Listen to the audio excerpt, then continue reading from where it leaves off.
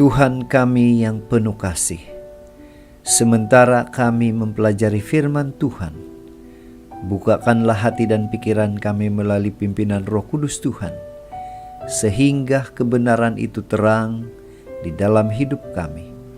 Dalam nama Yesus kami sudah berdoa. Amin. Shalom dan puji Tuhan saudara atas kebaikan Tuhan kepada setiap kita, sehingga pada pagi ini kita boleh bersama-sama mendengarkan renungan yang bertajuk Pandanglah hidup ini dengan sederhana. Bagaimana?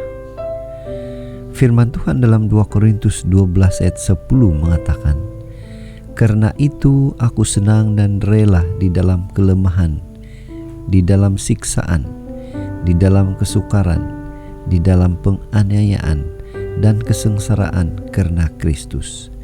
Sebab jika aku lemah, maka aku kuat."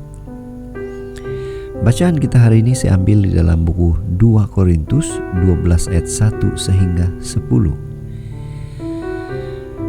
Ini merupakan salah satu kandungan surat Paulus kepada jemaat di Korintus. Dalam surat ini, Paulus menyatakan dia menerima penglihatan dan wahyu dari Tuhan. Tentang apa?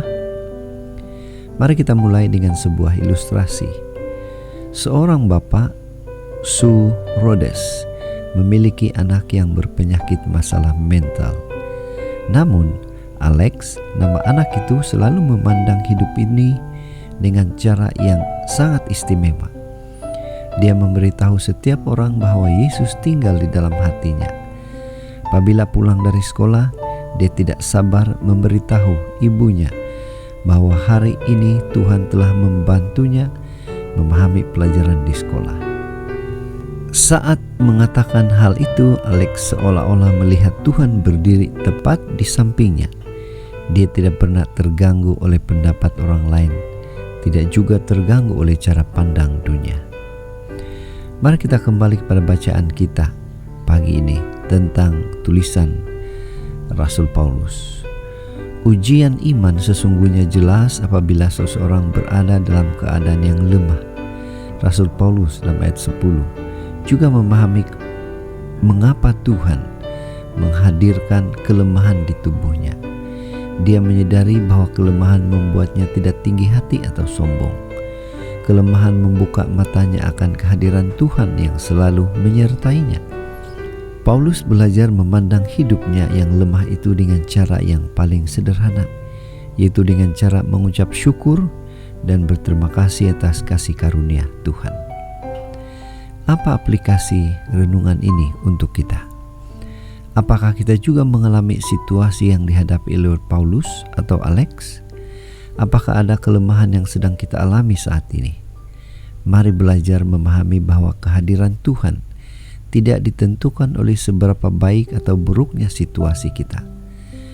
Mari kita belajar memandang hidup ini dengan cara yang paling sederhana, yaitu dengan belajar tidak menyesali apapun keberadaan hidup kita dan mengucap syukur atas kasih karunia Tuhan yang menguatkan kita hingga saat ini. Jadi pada pagi ini, marilah kita ingatkan diri kita, sesulit apapun situasi yang kita hadapi, ingatlah bahwa kasih karunia Tuhan tidak pernah berhenti menaungi kita. Inilah doa dan harapan kita.